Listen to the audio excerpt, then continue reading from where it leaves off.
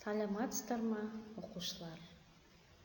Маңғыстау облысы Түпқараған ауданы Форт-Шевченко қаласының жекеленген пәндерді тереңдетіп оқытатын мамандандырылған Форт-Шевченко мектеп-интернатының бастауыш сынып мұғалімі Ешбаева Ақбетай Бағдабаева. Бүгінгі сабағымыз математика. Сабақтың тақырыбы бір таңбалы санға қалдықпен бөлу. Сабақтың мақсаты бір таңбалы санға қалдықпен бөлуді орындау. Жақсы балалар, сабағымызды бастамас бұрын өткен көбейту бөлу кестесін есімізге түсіріп, кім тапқыр ойынын ойнап жіберейік. Балалар, 24 пен 3-тің бөліндісі нешеге тең екен? Жарайсыңдар балалар, 8-ге тең екен. 60 пен 3-тің бөліндісі неге тең екен? Қане ойланайық. 20-ға тең екен, өте жақсы. 5 пен 10-ның көбейтіндісі нешеге тең екен? Қане ойланамыз. Жарайсыңдар, 50-ге тең екен. 400 пен 100-дің бөліндісі нешеге тең екен балалар? Өте жақсы балалар, 4-ге тең екен. 4 пен 30-дің көбейтіндісі нешеге тең екен балалар? Қане ойланайық бәріміз. Өте жақсы балалар, 120-ға тең екен. 90 мен 9-дің көбейтіндісі нешеге тең екен балалар? Қане ойланайықшы. Өте жақсы балалар, 810-ға тең екен. Шығарайық. Оқулығымыздың номері 1-ші есебінде шебер 18 моншақты әр қорапқа 6-дан салды. Қанша қорап қажет болды? Балалар, қарайықшы, 18 моншақ 6-дан салды. Қане ойланайық бәріміз. Не істейміз балалар? 18-ді 6-ға бөлеміз. Яғни 18 пен 6-ның бөліндісі нешеге тең екен? Ойланайық. Жарайсыңдар балалар, 3-ге тең екен. Яғни шеберге 3 қорап керек екен. Жақсы, жарайсыңдар балалар. Әрі қарай балалар. Балалар, біздің бірінші шығарған есебімізде қалдықпен шықты ма? Ал енді екінші есебімізді көріп көрейікші. Шебер осындай 18 моншақты әр қорапқа 4-тен салады. Шеберге қанша қорап қажет болады? Қанша моншақ қалады екен? Ал ойланайық, осы есебіміз біздің қалдықпен шығар ма екен? 18 пен 4-тің бөліндісі. Балалар, 18 саны 4-ке бөліне ма? 4-тің көбейту кестесін есімізге түсірейікші. Қане ойланайық. Қандай санды 4-ке көбейткенде 18 шығады? Ойланып көрейік. Ал балалар, 4-тен берсек, 4 пен 4-тің көбейтіндісі 18 бола ма? Осы жерде бізде балалар қалдық қала ма? Ойланайық. Жарайсыңдар, 2 қалдық қалады екен. Сонда шеберге 4 қорап қажет болады. 2 моншағы артық қалды. Енді осы есептің шешуін тексеріп көрейік. Ол үшін бөліндінің мәнін бөлгішке көбейтіп, қалдықты қосу керек. Яғни 4 пен 4-ті көбейтіп, қалдықты қосамыз 2-ні, шығады 18 моншақ. Сонда 4 пен 4-тің көбейтіндісін 2-ге қосқанда 18 шығады екен. Бұл есебіміз қалдықпен шығып тұр екен. Жарайсыздар балалар.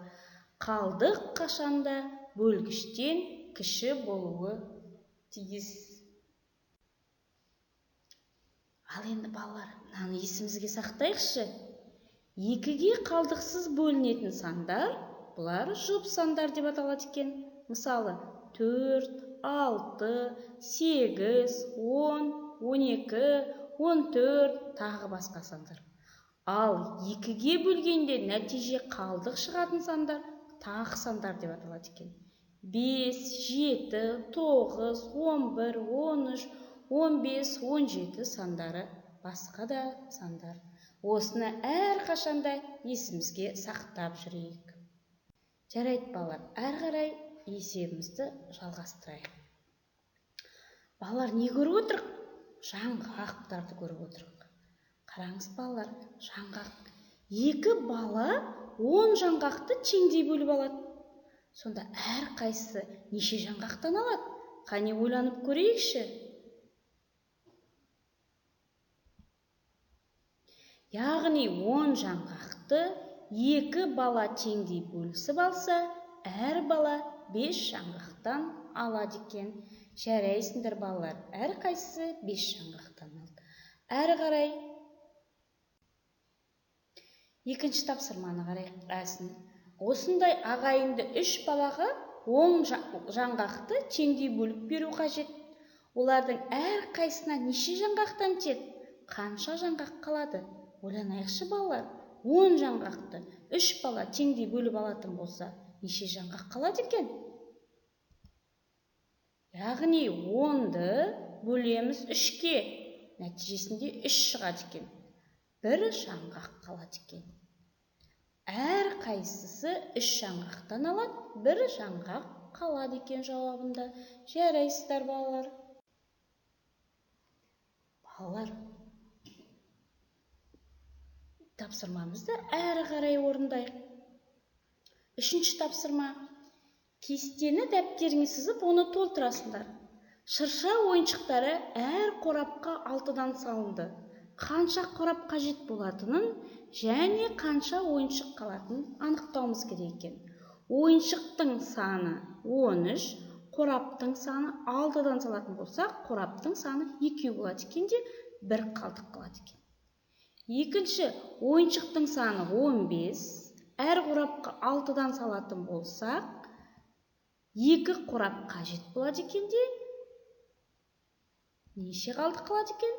3 қалдық қалады екен. Әрі қарай балалар, 19 ойыншықты бөліп көрейік. Әр қорапқа 6-дан салатын болсақ, ойланайық. Жарайсыңдар, 3 қорап қажет екен де, қалдық неше болады екен, ойланып көрейік. 1 қалдық қалады екен. Жарайсыңдар. Әрі қарай 22 ойыншықты әр қорапқа бөліп көрейік. 6-дан салайық әр қорапқа. Балалар, 3 қорап қажет болады екен. Нешеуі қалдық қалады екен балалар? 4 қалдық қалады екен. Әрі қарай, осындай 23 ойыншықты әр қорапқа 6-дан салып көрсек, 3 қорап қажет болады екен. Яғни 23 ойыншықты 3 қорапқа салған кезде неше қалдық қалады екен? 5 қалдық қалады екен. Жарайсыңдар балалар. Жақсы балалар. Әрі қарай шығармашылық жұмыс. Ойланайықшы балалар. Қандай санды 3-ке бөлгенде қалдық пен бөліндінің мәні 7-ні 2-ге бөлгендегі қалдық пен бөліндінің мәніне тең болады екен. Ойланып көрейік балалар. Алдымен балалар, белгісіз санды табу үшін бізге 7-ні 2-ге бөлгенде деді ғой. Сондықтан 7-ні 2-ге бөлейік. Неше болады балалар? Мәнінде 3 қалады екен. 1 қалдық. Ал енді осы бөліндінің мәні 3-ті 2-ге көбейтіп қалдықты қосып көрейікші балалар. 7 шығады екен. Жарай, ендеше 7-ні 2-ге бөлгенде 3 қалдық. Қандай сан болуы мүмкін? Қане ойланайықшы. Балалар, міне бізде белгісіз санды табуымыз керек. Ал қане, ойланып көрейік. Белгісіз бөлінгішті табуымыз керек. Қалай табамыз балалар?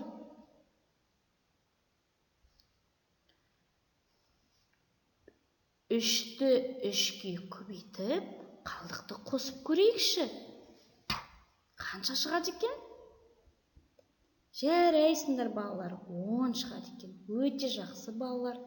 Сонымен балалар, біз бүгін қандай есептер шығардық? Қалдықпен бөлейік. Балалар, сонымен ары қарай оқулықтағы тапсырмаларды өздеріңіз үйден орындайсыздар. Жақсы балалар, бүгін сабаққа өте жақсы қатыстыңдар. Енді өз беттеріңізше осы жетістік баспалдағын толтыра қойыңыздар. Рахмет балалар.